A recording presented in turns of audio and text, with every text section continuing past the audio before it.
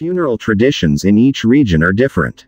Bodies are usually buried by burying them in the ground. Meanwhile, in Japan, Korea and several other countries, bodies are mostly cremated and then the ashes are scattered in the deceased person's favorite places.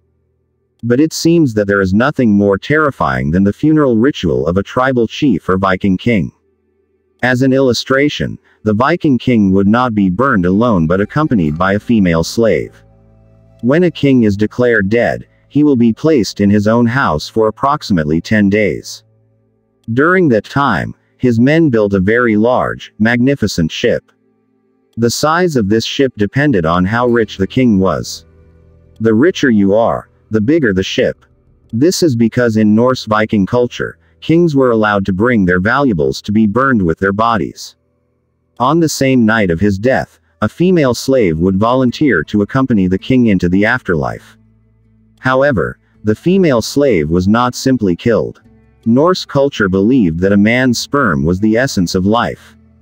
For 7 days, this female slave will have sexual relations with all the men who are the king's subordinates.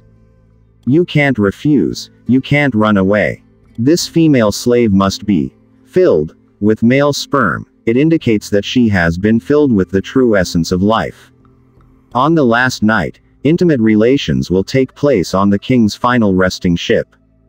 Then, the last man who had contact with the female slave would draw his sword until the slave died. Meanwhile, other soldiers would line up outside the ship while raising their shields to drown out the slave's screams. After death, this female slave would be placed next to the dead Viking king. The ship will run out to sea and Viking warriors prepare fire arrows on land. With one command, all the Viking troops drew their bows. Hundreds of arrows were thrown, right at the sailing ship. The nickname, Ghost Ship.